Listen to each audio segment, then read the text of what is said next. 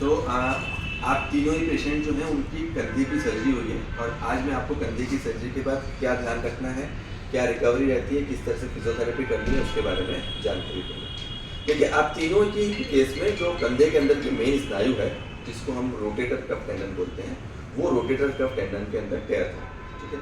सो कंधे के अंदर 4 स्नायु रहती हैं। एक आगे की तरफ सबस्कैपुलरिस रहती है, ऊपर की तरफ सुप्रास्पाइनेटस, पीछे की तरफ इंफ्रास्पाइनेटस और टीरिस माइनर। अब कई पेशेंट्स को अलग अलग साइजेस के टेयर होते हैं, अलग अलग डायमेंशंस के टेयर होते हैं। तो जो हम सर्जरी करते हैं उसमें कई बार हम जो छोटा टेयर होता है तो उसको डिब्राइड कर देते हैं, बड़ा टेयर होता है तो उसको एंकर डाल के रिपेयर करते हैं, और फिर जितना बड़ा आपका टेयर होता है उसके हिसाब से उतना रिपेयर करना होता है। जितना हम रिपेयर करते हैं उतना हम उस पेशेंट को रेस्ट देते हैं, मतलब हम उसका जो फिजियोथेरेपी है वो लेट स्टार्ट करते हैं।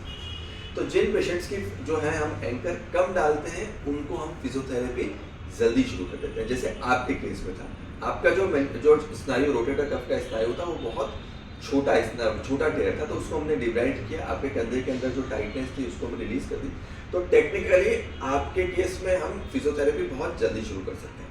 तो आज से हम फिजियोथेरेपी आपकी फुल फ्लैज स्टार्ट कर सकते हैं। किसी तरह का एक्टिविटी फिजियोथेरेपी रेस्ट्रिक्शन आपके केस में नहीं है। अगर आपको हाथ ऊपर ले जाना है तो ले जा सकते हो, साइड में ले जाना है तो ले जा सकते हो, बाहर ले जाना है, अंदर ले जाना है, पीछे ले जाना है, तो वो सब कुछ आप कर सकते हो अपने हिसाब से, कोई रेस्ट्रिक्शन नहीं।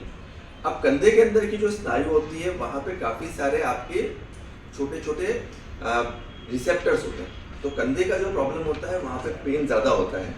उस तरह के पेन आपको टिपिकली रात के समय ज़्यादा होगा। तो ऐसा होगा कि आप जिससे रात में सो जाते हो तो आपको पेन एकदम से बढ़ जाता है। तो इसलिए हम रिकमेंड करते हैं कि जो रात के टाइम है वो रात के टाइम आप एक टैबलेट ले लें, ये जो दर्द की दवाई हमने आपको लिखी है वो ले लें, है ना। दूसरा जो इम्पोर्टेंट चीज़ है, अगर आपको रात के टाइम दर्द ज़्यादा परेशान कर रहा है तो पीछे की तरफ आप एक तकिया लगा के सो सकते हैं।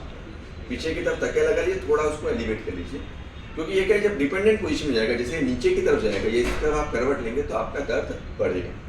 इसी कारण से सोते समय दर्द बढ़ता है, क्योंकि आप जगते हो तो ग्रेविटी इफेक्ट आता है, शोल्डर नीचे आ जाता है तो पेन कम हो जाता है। पर जब आप सोते हो तो ग्रेविटी का इफेक्ट चला जाता है, शोल्डर नीचे चला जाता है और उसके कारण आपका दर्द बढ़ जाता है। तो जितना आप मोबिलिटी रखोगे, एक्टिविटी रखोगे, चलते फिरते रहोगे और हाथ का मूवमेंट करोगे, आपके केस में पूरा अलाउड है। आपको हाथ ऊपर ले जाना है तो ले जा सकते हो, साइड में ले जाना है तो ले जा सकते हो, बाहर की तरफ ले जाना है ले जा सकते हो, तो कोई एक्टिविटी रेस्ट्रिक्शन नहीं है। हाथ को जितना लूज रखेंगे, जितनी एक्टिविटी करेंगे, आपकी रिकवरी फास्ट होगी, क्योंकि आपका बहुत ही माइनर टेयर था जिसको हमारी भाषा में पार्शियल टेयर भी कहते हैं। ठीक है, आपसे थोड़ा बड़ा टेयर आपका था।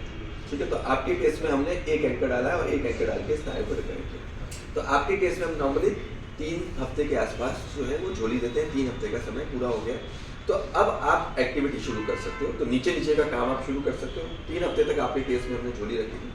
अब आप झोली हटा सकते हो, झोली के बाहर आ सकते हो, काम करना शुरू कर सकते हो। नीचे नीचे का काम करना आपको अलाउड है।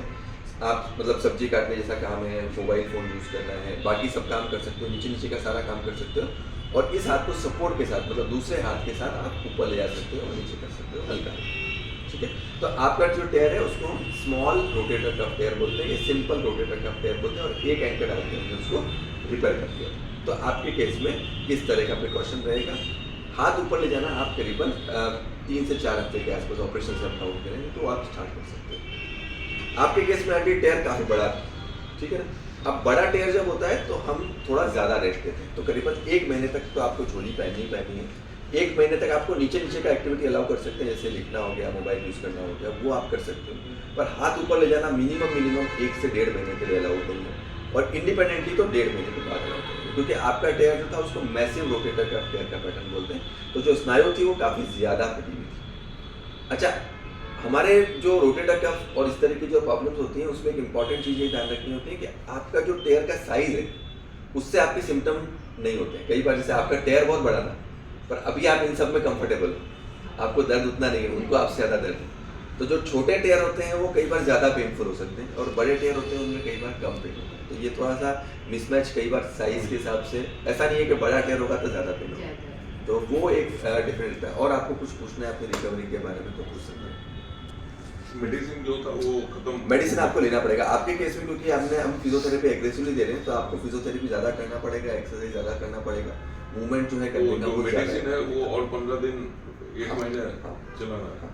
वो કેટલા आप દિવસ ફિઝિયોથેરાપી કરવાની આપના કેસમાં ફિઝિયોથેરાપી આજથી અમે સ્ટાર્ટ કરીએ છીએ નીચેની ફિઝિયોથેરાપી આજથી સ્ટાર્ટ કરી શકો છો તો સ્ટ્રેચિંગની એક્સરસાઇઝ બહાર લઈ જવાની એક્સરસાઇઝ આગળ પાછળ લઈ જવાની એક્સરસાઇઝ ધીમે ધીમે હાથ આગળ સપોર્ટની સાથે લઈ જવાની એક્સરસાઇઝ આજથી સ્ટાર્ટ કરી શકો છો પણ ઇન્ડિપેન્ડન્ટલી અત્યારે નહીં લઈ જવાનું જાતે પોતે હાથ ઉપર અત્યારે નહીં લઈ જવાના કેટલા દિવસ પછી 1 મહિના પછી જઈ શકો 1 મહિના પછી જાતે ઉપર લઈ જઈ શકો છો અને ફિઝિયોથેરાપીમાં કેટલા દિવસથી જઈએ? ફિઝિયોથેરાપી આપને 15 થી 20 દિવસ જવાની જરૂર પડે કશે ટોટલ પછી આપ ઘરે કરી શકો છો અમારે ત્યાંથી આપ શીખી શકો છો પછી ઘરે કરી શકો છો ठीक है